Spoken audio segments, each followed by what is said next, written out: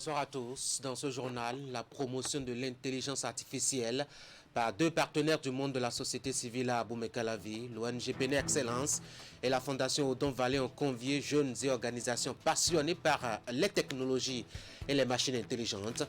Nous ferons un tour à Godomain où une école d'été a été ouverte à cet effet et tient son cours.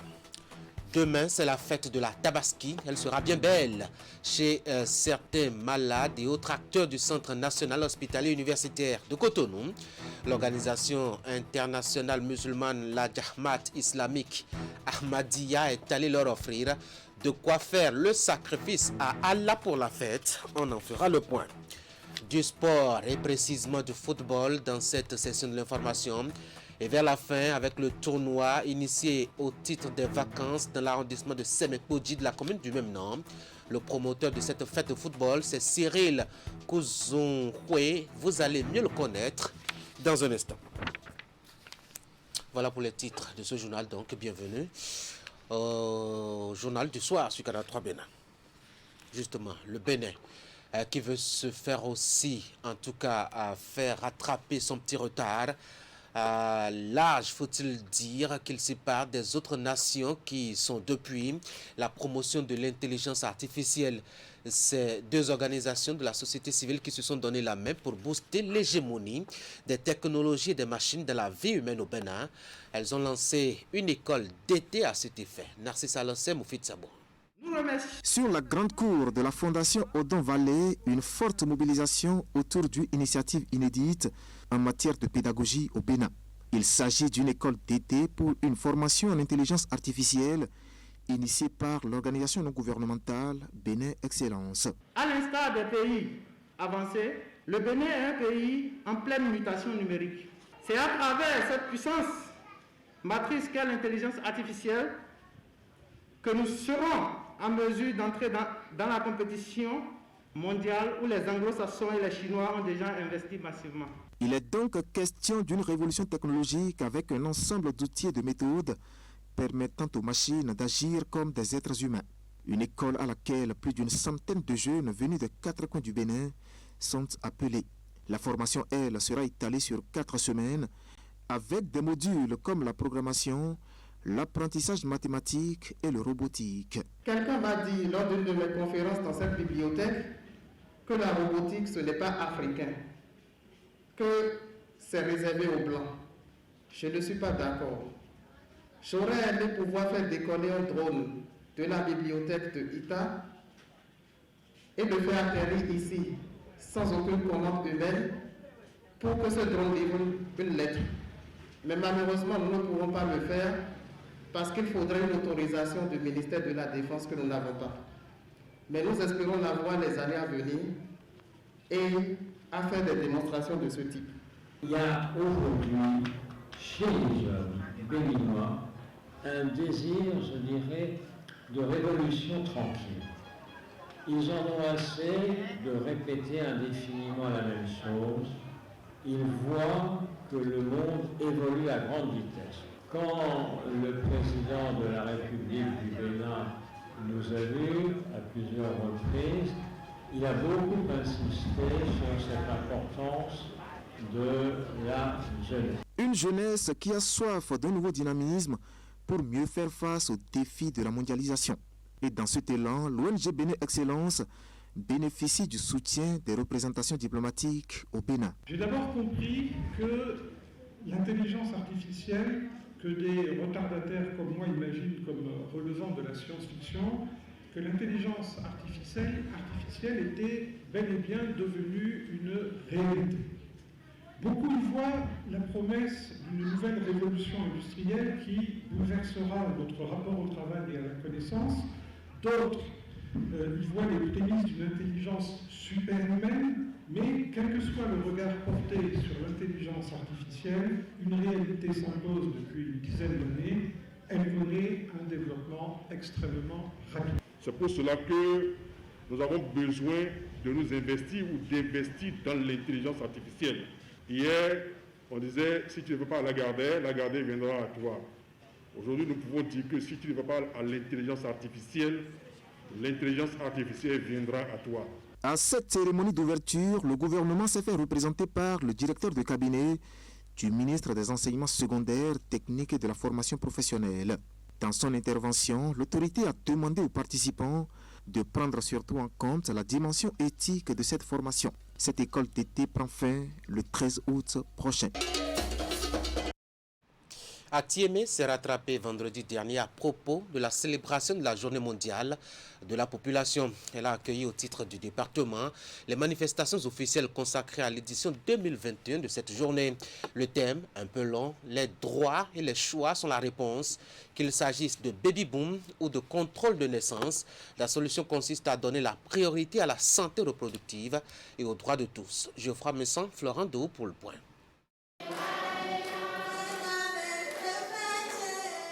Le département du Mono procède en cette matinée du vendredi 16 juillet au lancement en différé des manifestations départementales de l'édition 2021 de la Journée mondiale de la population. La Maison des jeunes et loisirs d'Adorhou, un arrondissement de la commune d'Attiémé, a été choisie pour l'occasion. L'organisation est assurée par la direction départementale du développement du Mono-Koufou. En 1987, le nombre d'habitants de la planète Terre a franchi le cap de 5 milliards. Et donc dès lors, les Nations Unies ont décrété le 11 juillet comme cette journée-là qui va permettre de réfléchir sur les questions de population. La JMP, cette année, est à sa 32e édition. Son thème, les droits et les choix sont la réponse. Qu'il s'agisse de baby-boom ou de contrôle de naissance, la solution consiste à donner la priorité à la santé reproductive et aux droits de tous.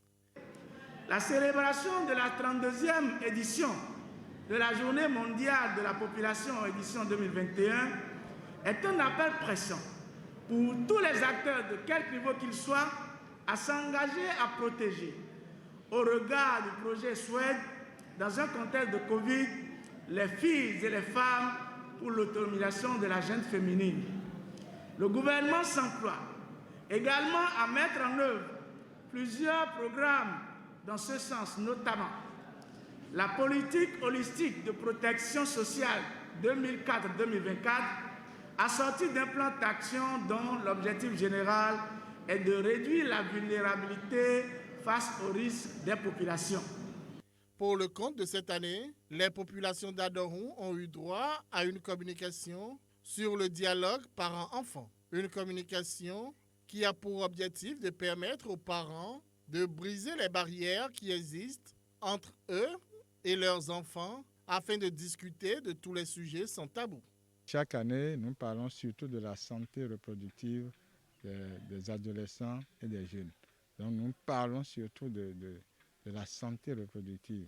Et comme la femme est vulnérable, nous mettons surtout l'accent sur la santé de la femme. Est-ce que vous voyez? Et donc c'est pour cela que dès maintenant, si on ne commence pas par éduquer nos enfants, si on n'instaure pas le dialogue parent-enfant, vous savez que plus tard, les jeunes filles, les adolescentes qui commencent par émerger, qui commencent par se développer, vont déraper et vont jouer les dégâts. Il faut noter que la commune d'Attiémé s'est résolument lancée dans la même dynamique en créant le centre des adolescents qui oriente les jeunes et les adolescents sur la sexualité.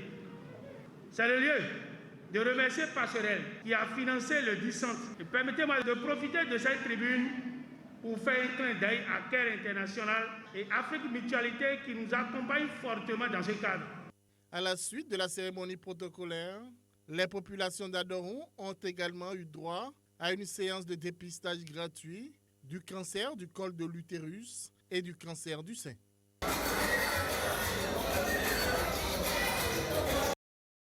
Le débat est récurrent et laisse, en tout cas depuis 2016, les acteurs politiques et les Béninois en général partagés. La question du social sous la rupture. Des éminences grises ont voulu aussi s'y frotter en répondant à l'invitation du groupe de réflexion alternative et perspective du professeur Roch David Nyawi. Voici le point des débats menés en 4 panels à l'université d'Abomey-Calavi dans ce compte rendu signé Herman Parfait à Niamboussou. C'est en 2018, dans un contexte sociopolitique fortement marqué par la réforme du système partisan au Bénin, que le GRAP, groupe de réflexion alternative et perspective, a vu le jour. Alternative, parce qu'il faut aller au-delà, interroger l'histoire, interroger la science, interroger notre vécu quotidien pour pouvoir apporter l'éclaircissement qu'il faut pour aller au-delà de la considération première. Avec pour credo, agir pour rendre irréversible le processus de rupture en cours, cette plateforme composée d'acteurs du monde universitaire et culturel endogène n'entend laisser aucune place à l'intoxication ou à la désinformation. Et la conférence publique de ce samedi, 17 juillet 2021, vient apporter une série de réponses aux débats et questions suscités par le hautement social, sous le signe duquel Patrice Talon a placé son second mandat à la tête du Bénin. En termes d'acquis, l'état des lieux du social présenté à cette conférence publique par la ministre des Affaires sociales met en exergue bien des mesures qui tendent à faire de l'inclusion sociale une réalité. Autre aspect qui ne peut être passé sous silence, le numérique, vu comme facteur d'inclusion sociale, élément essentiel pour l'amélioration des conditions matérielles dans la société. En termes précis, quel est le rapport du numérique avec le social? 50 000 francs de microcrédit, mais les déplacements que vous devez faire avant de bénéficier de ces 50 000 francs ont été évalués à environ 12 000 francs CFA. Et moi, je ramène ça à 10 000 pour dire, vous étiez à la recherche de 50 000, mais vous devez d'abord dépenser 10 000. Donc, les 50 000 mis à votre disposition n'ont pas la valeur de 50 000, mais plutôt la valeur de 40 000. Mais quand le régime de la rupture contemporaine, a mis en place la finance digitale, on a vu que 50 000, c'est 50 000. C'est ça que vous recevez sur votre compte et c'est ça que vous utilisez. Également passé en revue le social, l'emploi et les jeunes. Et pour finir, les contributions pour un second mandat hautement social, tel qu'annoncé par Patrice Talon lors de son investiture en mai dernier.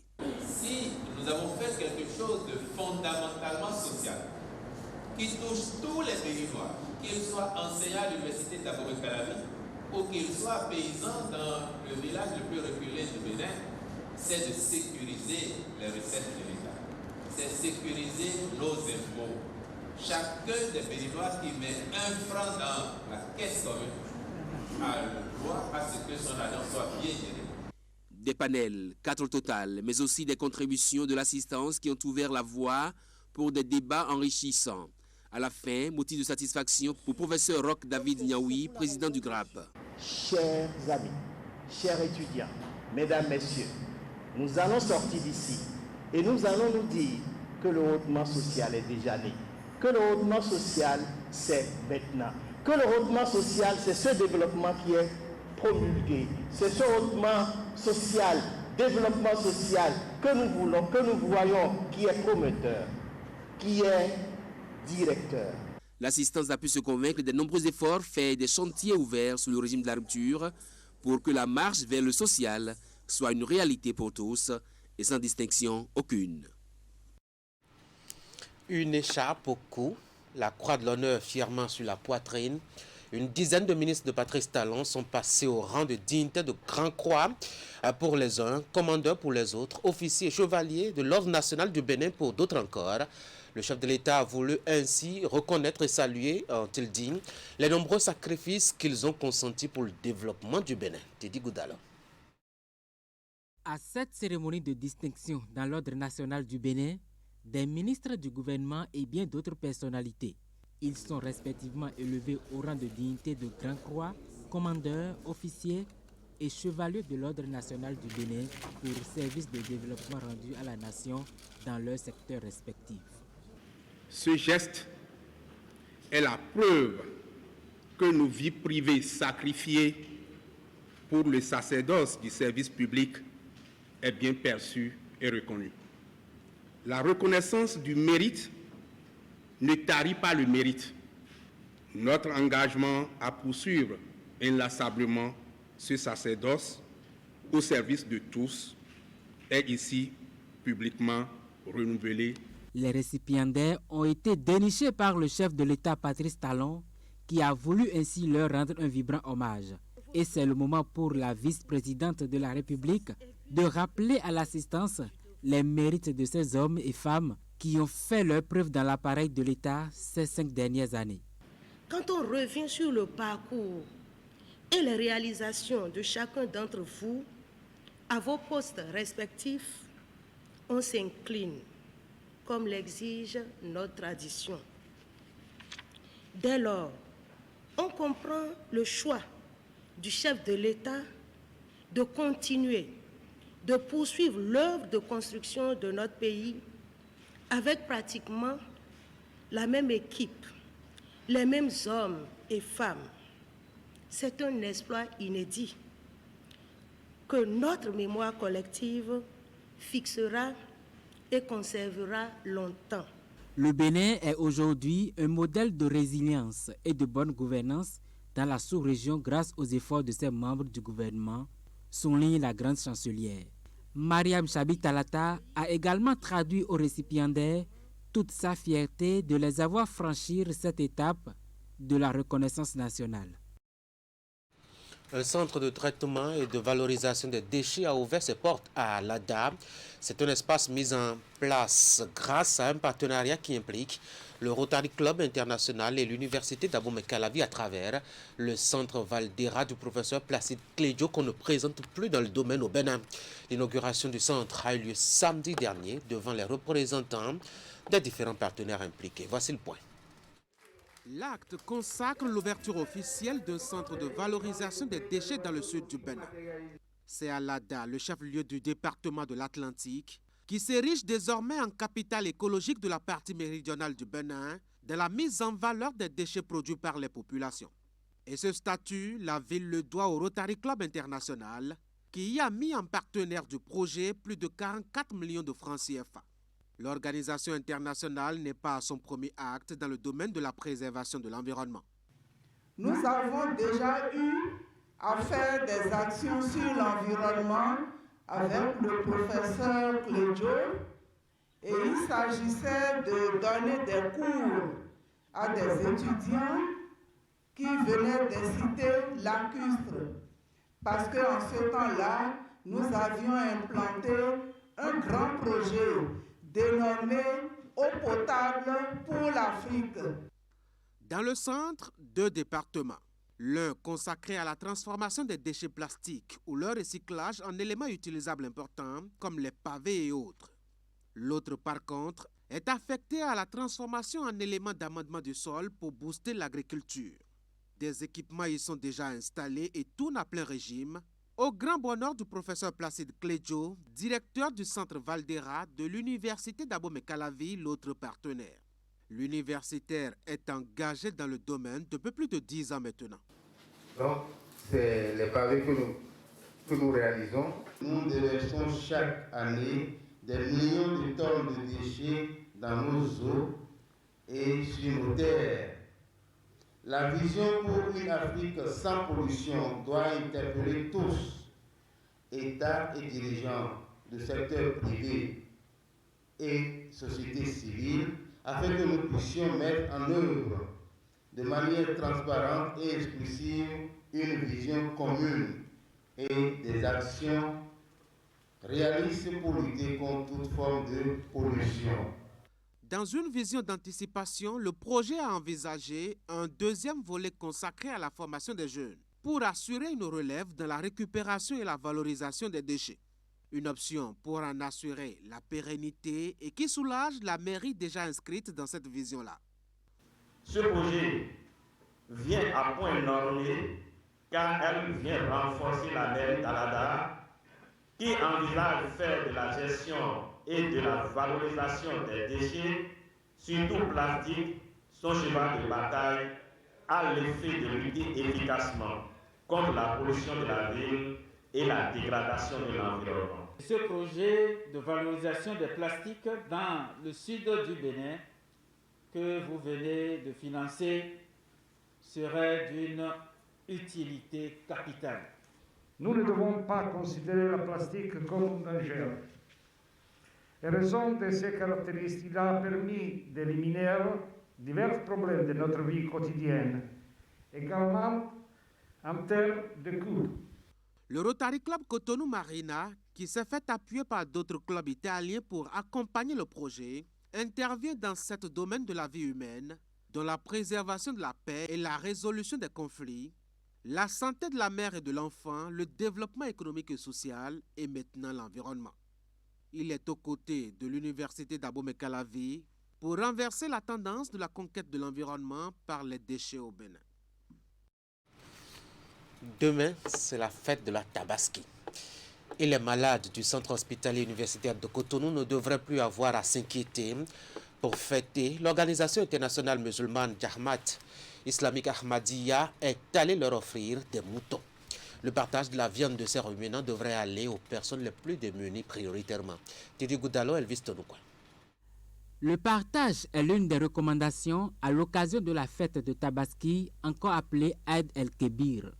C'est à cette recommandation que se plie la Jamaat islamique Ahmadiyya à travers ce don de moutons.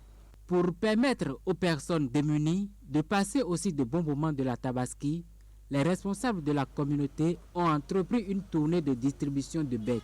Première étape, la préfecture du littoral. Je ne peux que témoigner ma reconnaissance à l'amir de la Jamaat Ahmadiyya qui porte en tout cas un très beau visage de l'islam, le visage de la générosité, le visage du partage, le visage de l'assistance aux démunis, à ceux qui n'ont pas les moyens de célébrer cette grande fête.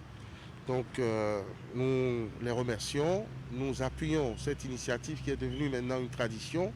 Le geste est également orienté vers le ministère des Affaires sociales et le Centre national hospitalier universitaire de psychiatrie de Djako.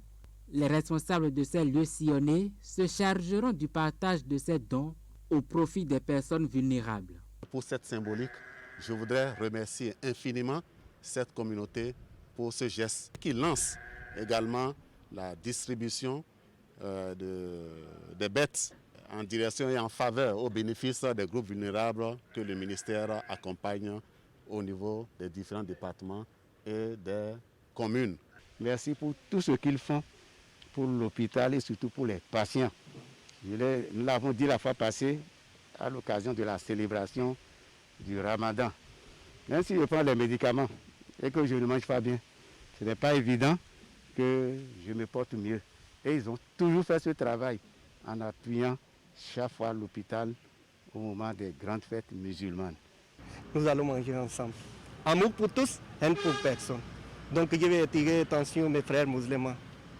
Ne gardez pas votre mouton dans le frigo. Il y a les autres musulmans aussi qui ont besoin. Il y a les autres religions aussi qui ont besoin. Mangeons ensemble. C'est ça qui est vraie fête de Tabaski. Ce n'est pas une première pour la Jamaat islamique Ahmadiyya d'assister les personnes vulnérables. Et pour la fête de la Tabaski de cette année 2021, plusieurs foyers pourront aussi se sentir concernés. D'un don à un autre, celui-ci plus vital, la sensibilisation par l'exemple. On connaît le ministre Benjamin Nkpati dans ce champ-là. Et il l'a répété récemment pour en appeler au geste humain de don de sang en vue de sauver des vies humaines, surtout par ce temps de pluie, moment propice de développement de maladies qui siphonnent le précieux liquide. Le ministre de la Santé, donc, est allé faire don de son sang et à la fin a lancé un mot à l'endroit des populations béninoises. Voici ce qu'a dit Benjamin Nkpati au micro de Canal 3 Bénin. La pénurie a déjà commencé au niveau de nos structures sanitaires. Comme vous le savez, les pluies ont commencé. Et au niveau des services de pédiatrie, la fréquentation par les enfants qui souffrent de paludisme, souvent dans la forme grave que nous appelons anémique, qui viennent blancs comme des linges, qui ont besoin de transfusion sanguine parfois massive, a déjà commencé. Donc il est très important que nous puissions contribuer à assurer la disponibilité de sang pour que chaque enfant, chaque femme enceinte qui ait besoin de ça puisse en bénéficier. Ce don de sang, je le rappelle, peut être effectué tous les trimestres pour les hommes et tous les 4 mois pour les femmes. En donnant son sang, nous sauvons plusieurs vies. Et c'est pour ça que je voudrais inviter chaque homme, chaque femme, chaque membre de la population béninoise qui est apte à donner son sang, à faire ce geste salvateur. Parlant de la COVID-19, je voudrais rassurer la population que le don de sang que nous effectuons s'effectue dans le respect strict des gestes barrières. Comme vous avez pu le constater, l'ensemble des acteurs qui étaient autour de moi avaient leur masque, ils avaient désinfecté leurs mains, d'accord? Et donc, c'est vraiment en respectant strictement les conditions pour éviter d'aggraver la contamination au cours du don de sang que nous effectuons ce geste. Et je voudrais donc rassurer la population que malgré le contexte de la COVID-19 qui prévaut, le don de sang doit pouvoir continuer et de façon rassurante. Absolument. Premier congrès ordinaire samedi dernier du syndicat national des travailleurs de l'administration de la jeunesse, des sports et des loisirs. C'est au titre de cette année 2021, une occasion qui a permis l'élection d'un nouveau bureau dirigeant à la tête de ce syndicat, Ali Moumouni. Après un premier mandat, Ayman Chabi rempile pour 4 nouvelles années à la tête du syndicat national des travailleurs de l'administration de la jeunesse, des sports et des loisirs Centra JSL. C'est un nouveau bureau dirigeant de 9 membres qui est installé à l'issue de ce premier congrès ordinaire au titre de l'année 2021. Si la confiance est renouvelée au secrétaire général, tous les membres du bureau sortant n'ont pas été reconduits. Je voudrais nous dire, au nom du nouveau bureau élu ce jour, que nous ne ferons rien sans prendre en compte vos nobles et légitimes aspirations. Sans vous, nous ne sommes pas. Avec vous, nous serons forts. Avec vous, nous irons de l'avant. Avec vous, nous allons réussir les challenges de la modernité actuelle. La mission du nouveau bureau n'a pas changé. Il est question de défendre les intérêts du personnel du ministère des Sports et créer un cadre convivial de travail où règne le respect mutuel, la solidarité et l'entraide. À ce sujet, les participants ont suivi plusieurs communications. Chers camarades travailleuses et travailleurs du ministère des Sports, restons soudés. Ne soyez pas loin de nous. Portez des critiques.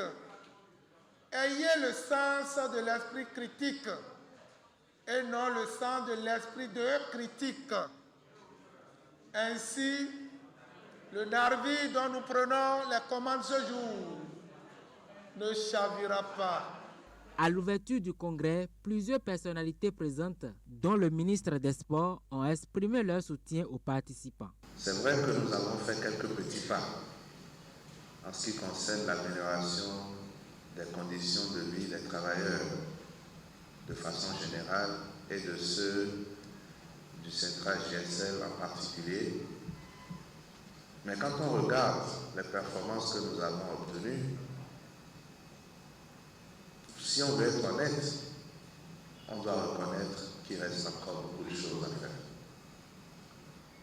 Et c'est pour cela que je voudrais, tout en étant sensible à tout ce que j'ai entendu, vous inviter à encore un peu plus de persévérance dans l'effort. Ma présence ici ce matin est le témoignage de ma reconnaissance pour la qualité de la collaboration que j'ai eue au ministère des Sports avec le personnel et ses représentants.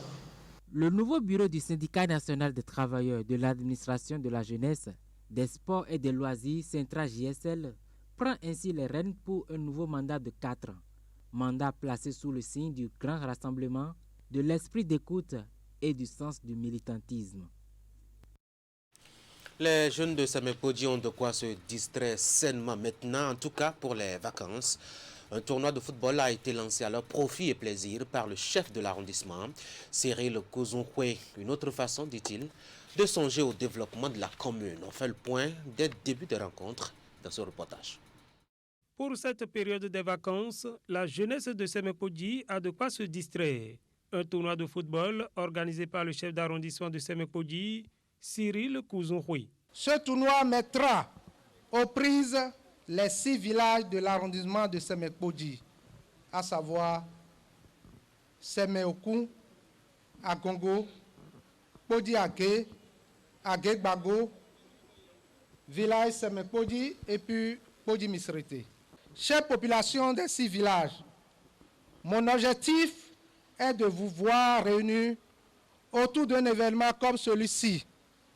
Je crois qu'à présent, que l'organisation d'une compétition de football a un impact qui va bien au-delà du sport même. Oui, je suis heureux de vous voir ensemble autour de ce tournoi CA Cyril Kouzunkwe et sous le haut parrainage du maire de la commune de Semekpodji, son Excellence Jonas Benametor. L'initiative du CA Cyril Kouzunkwe de réunir la jeunesse de Semekpodji autour d'un loisir sain est vivement saluée par la première autorité de la commune, le maire Jonas Benametor. C'est le signe de l'attachement que notre équipe a pour le sport, pour la jeunesse et pour le football en particulier.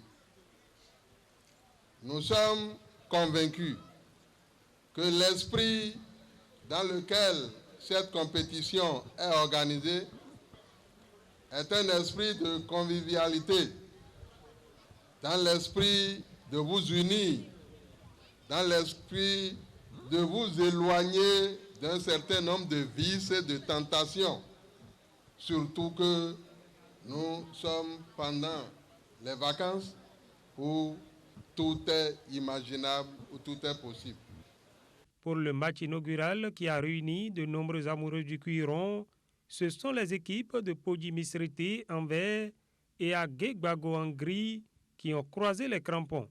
90 minutes d'une rencontre âprement disputée, soldée par la victoire de l'équipe de Podi-Misrete qui a marqué l'unique but de la partie dans les ultimes minutes du temps réglementaire.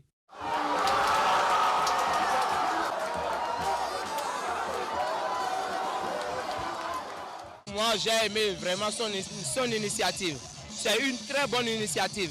Si vraiment il peut continuer comme ça, vraiment ça va rassembler beaucoup les jeunes de l'arrondissement de Semekpodji. Et ça va aussi créer de l'harmonie entre nous les jeunes.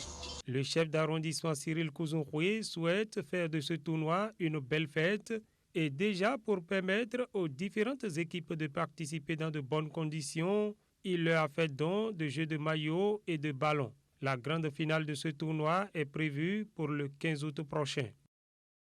Vous y serez certainement, Marotono, pour ce reportage. Un concours national pour mobiliser les écoliers et élèves autour de la thématique de la cartographie. La première édition de cette initiative de la société Atlas GIS a pris fin le week-end écoulé. C'était à Cotonou. Merci Salosé. Sur ces images projetées devant un public défilent des productions des candidats au concours national de cartographie et de robotique. Une initiative de la société Atlas GIS qui entend donner aux apprenants des établissements scolaires du pays le goût de la cartographie. Aujourd'hui, vous savez, la cartographie est devenue une discipline transversale qui intervient dans tous nos domaines d'activité. Pour cela, nous avons pensé susciter l'intelligence de nos enfants afin de susciter en eux les génies qui dorment pour que dans la production cartographique sur différents thèmes, ils puissent s'exprimer. Et sur cette tribune d'expression, les candidats un peu moins de 400 et âgés moins de 16 ans ont planché au choix sur 5 thèmes proposés. Mais 87% des œuvres ont été réalisées sur le thème « Le monde face à la Covid-19 ». Les meilleurs ont fait l'objet d'une sélection rigoureuse, opérée par un jury pluri-institutionnel et suivant 5 critères. Le premier, c'est la clarté du message en lien avec le thème choisi. Deuxième critère, l'originalité de la création. Troisième critère, la propreté dans la finalisation du travail. Le quatrième, c'est le contenu cartographique qui est donné au dessin réalisé.